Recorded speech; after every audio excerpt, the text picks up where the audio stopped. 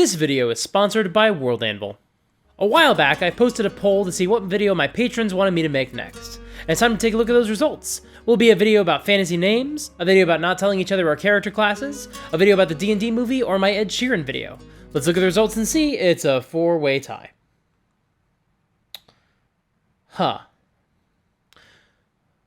Okay. I guess I'm doing all 4 videos. Not all in this month. I'm going to have to spread them out throughout the rest of the year. Some of these are going to take a lot more time to put together than others. But today we're doing the easiest one.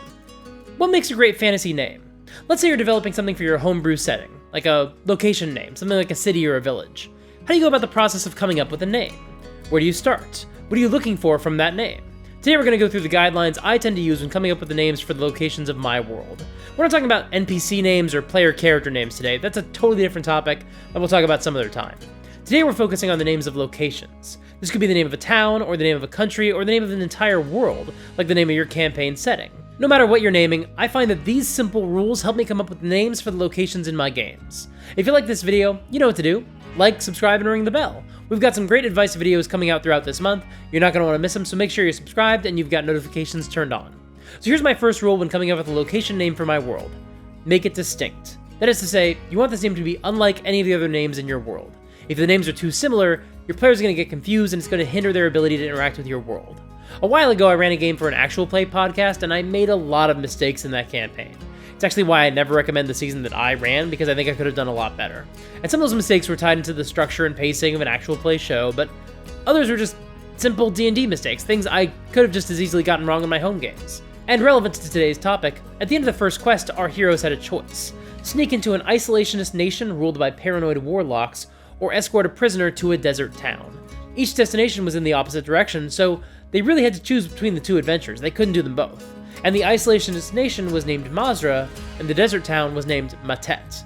Now, I still think Mazra is a great name. Matet could have used a little bit of work, but it's fine. But these names were way too similar, and putting both of them in the same corner of the campaign setting wasn't a great idea to begin with. But it was even worse to put them right next to each other, so they were always going to be associated with each other. Because this was distracting and confusing, and every time one of the names was mentioned, my players basically had to pause and mentally double check that they were saying the right name, and it kept pulling them out of the game.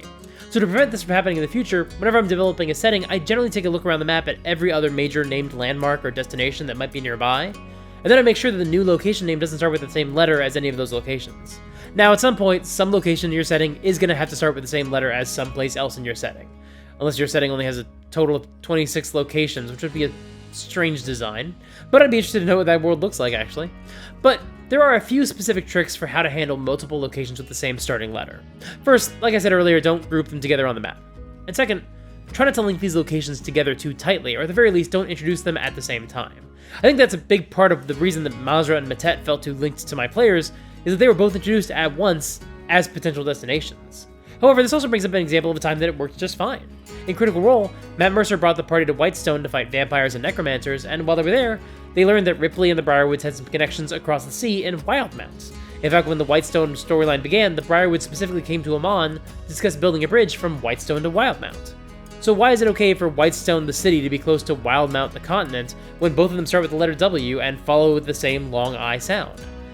Well, it helps that one of them is a city and one of them is a continent. That helps some players automatically put them into very different categories, which reduces how much they compete for mental real estate.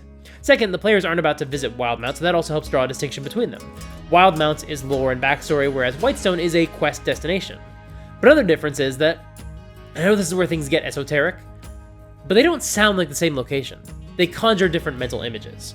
Which brings me to the second guideline I use to make sure a name that I'm thinking of is going to work at the table.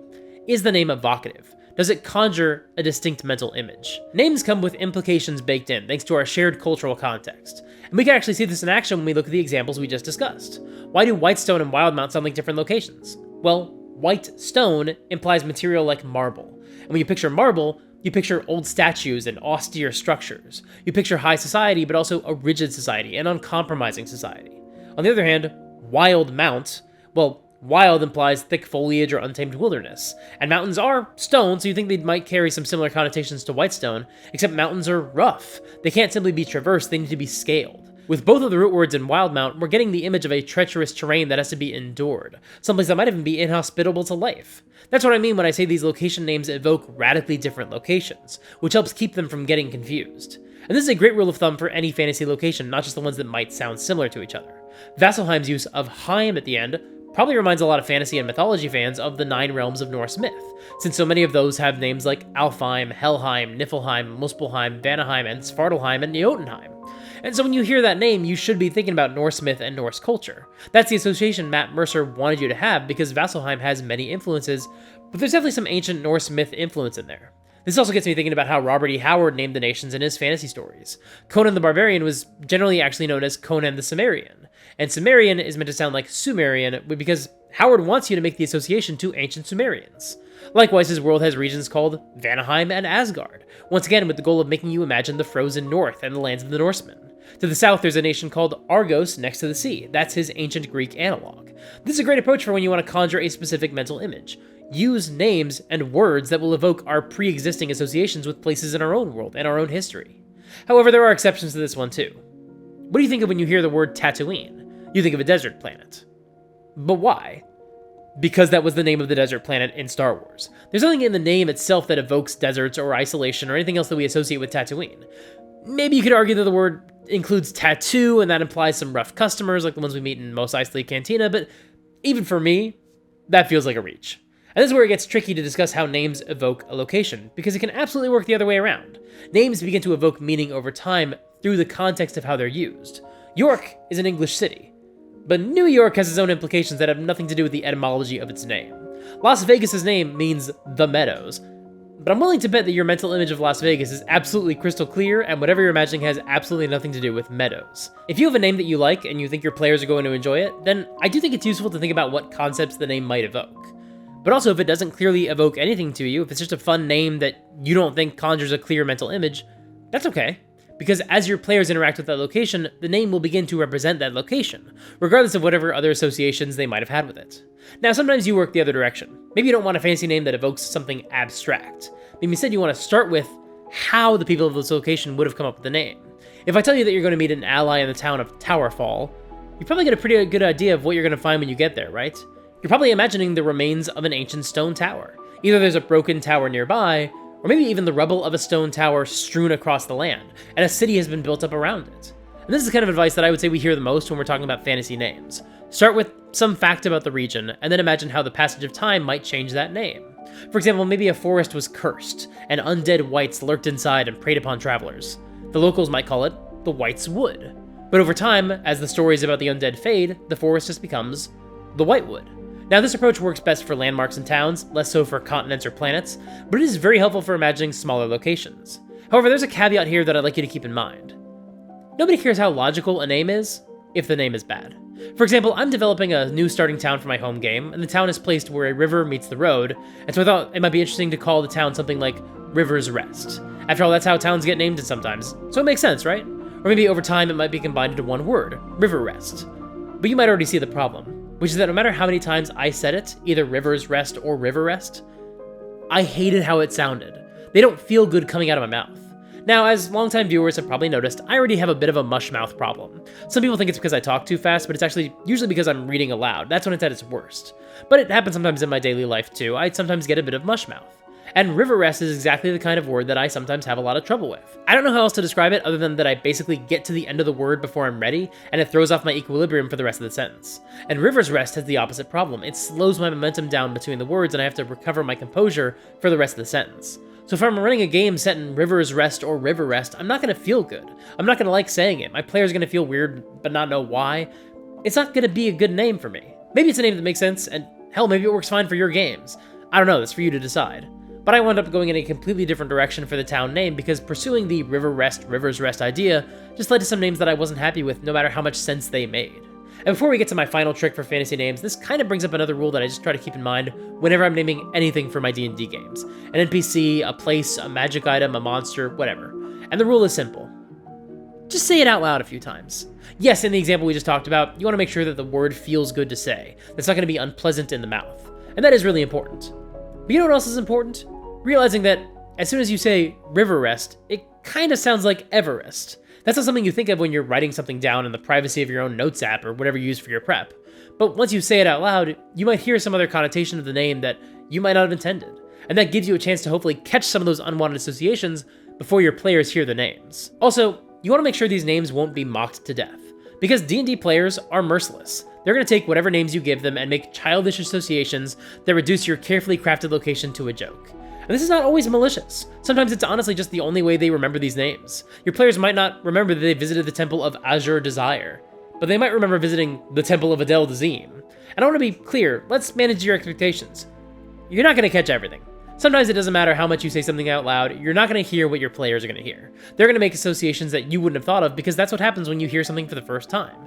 But over time, you might find yourself getting better at anticipating the potential pain points that your players will exploit, whether intentionally or unintentionally, to turn your fantasy names into a farce. But I mean this sincerely, even if you don't catch all of them, the only hope you've got is to say them out loud to yourself before you put them in front of your players. Please spare yourself the potential embarrassments, give yourself the chance to filter the names from potential memes and references and sex jokes. You'll regret it if you don't. Of course, we're talking about fantasy names, so there's always a chance that the names are just going to wind up being some sort of fantasy gibberish. And a lot of the time, the advice you get in this hobby is that the names of your fantasy locations shouldn't be fantasy gibberish. You need to actually think about what these names mean and where they came from. We just talked about that. But I'm here to say that some fantasy gibberish can be totally fun and fine. After all, Mazra doesn't mean anything. Amon from Critical Role seems to be just a random name. Tatooine is fantasy gibberish with a sci-fi veneer. But I have one big rule, and I saved the best for last because this is honestly my secret weapon. This is how I come up with names that I'm happy with, by keeping this one philosophy in mind. My friend Jay Jones actually gave me this suggestion once, and it completely reshaped how I approach fantasy world building. When you're coming up with a fantasy name, make sure your players know how to spell it just by hearing it. And vice versa, that your players know how to say it just by reading it. When I make YouTube videos, I use my scripts as the foundation to generate my own captions, because YouTube's automatic captions are generally crap. It helps a lot with accessibility, given how quickly I talk, that's really helpful. But also, I just hate YouTube's auto captions, so typing up my own captions also just satisfies my own personal OCD. However, sometimes when I'm doing captions for videos that began as live streams, I have to start by using YouTube's auto-generated captions, and then editing those to have better punctuation and whatever. And the reason I bring this up is because I know that a lot of Matt Mercer's fantasy locations, especially during Campaign 1, are so easy to understand, because the terrible YouTube auto captions almost always figure out the spelling on the first time. Whitestone and Draconia are easy to understand. Exandria and Vasselheim, it tends to do pretty well with. Westruun, it gets close enough. There's a double U in that word that I don't think most people would expect. Now, YouTube's auto captions don't do well with Amon, but if you're a human being, when you hear that name, you probably know exactly how it's spelled. Same goes for Singorn and Stillbend and the Frostweald and Craghammer. Maybe you use a C instead of a K at the beginning of that name, but otherwise, you'd get the gist. In fact, I would point out that the one location name from Campaign 1 that is arguably the hardest to guess the spelling for is the name of the continent, Tal'Dorei. And in fact, Tal'Dorei also struggles in the other useful metric, being able to guess the pronunciation based on reading it. I know that for a fact because it happens with just about every reaction channel the first time they watch the opening episodes of the Vox Machina cartoon. Those first two episodes are called The Terror of Tal'Dorei, and a lot of reactors, reading those episode titles before they watch them, call it Tal'Dorei. So I don't think Tal'Dorei is the most comprehensible name ever, especially compared to most of the other locations in Matt's World of Exandria. That being said, sometimes you don't want a fancy name to be easily spellable because that says something about the culture you're presenting. Ank'Harel probably shouldn't be just as easy to guess as names like Whitestone or Vasselheim, because Ank'Harel is the heart of a completely different culture with their own sensibilities, and you want to represent that. But I also do think that Ank'Harel is a name that you'd have a pretty decent chance of pronouncing correctly when you see it written. And that's why it works better than the stereotypical fantasy names full of apostrophes and hyphens and whatever else is meant to make them sound like fantasy nonsense. But then again, sometimes that fantasy nonsense is useful from a world-building perspective. Sure, it doesn't have any apostrophes or M-dashes, but when R.A. Salvatore created the Dark Elf city of Menzoberranzan, he knew people were going to struggle with that name, and that was by design. It's meant to sound alien. It's meant to sound like something that you're not likely to find in most human cultures. And so like all of my little rules that we talked about today, there's absolutely a time and a place to break those rules, depending on what you want to achieve. Of course, all this assumes that you're just reading these location names to your players, and they're writing down the names as they take notes during the game. But that's not the only way to do things. You could also just send links to your players with all the information about a location, which you can do by using today's sponsor, World Anvil. World Anvil is a fantastic online toolkit that you can use to create articles about the various aspects of your world. You can make articles for cities and towns, nations and kingdoms, continents and entire worlds, and then you can send these articles to your players. And that way they don't have to worry about taking notes if that's not their thing. Instead, they can just open a link and pull up the exact information you want them to know about a location. And if there's something you don't want them to know, you can still put that information into your article, but you can hide it so that it's only showing up for you. That way, all of your lore is still in one place, but you're not spoiling any details you're not ready for your players to learn just yet. And those are just a couple of examples of the kinds of features that World Anvil offers that makes it the perfect tool for your games. Because World Anvil was created by geeks just like you and me, and so they know how we play our games and what sort of resources we need. And World Anvil is offering a discount to the viewers of this channel. If you visit worldanvil.com/supergeekmike and use the promo code SUPERGEEK at checkout, you can save 51% off of any annual membership. Once again, that's worldanvil.com/supergeekmike and use the promo code SUPERGEEK. Thank you so much to World Anvil for sponsoring this video. Thank you so much for watching. There's a lot more I could talk about when it comes to fantasy world building, and even more I could say about fantasy names. Something in the future, we'll talk about when it's okay to use a name that you know has also been used in some other piece of media, and how you can draw that line for your own games. But like I said, that's a topic for another day. But if you want to see more videos from me, make sure to subscribe and ring the bell. You can support the channel on Patreon or by becoming a YouTube member. Those monthly donations help even more than I could begin to say. Join my Discord server and sign up for my newsletter so you can stay up to date with all the cool stuff I'm brewing up. And don't forget to vote, and remember, the more of us who vote, less of a chance Donald Trump has of trying to steal the election again. Remember how he tried to do that in 2020? That was weird. He seems like a bad guy, like maybe a cartoonishly bad guy, actually. Just something to think about, maybe he's actually evil. If you'd like to hear some more great world building advice, check out this video about Whirlpool world building. There might be some useful advice in there, as well as more footage of me struggling to say words. Whirlpool world building was such a bad thing to call it. It's the perfect name, but also impossible for me to say.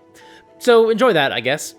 Until next time, play fair, and have fun.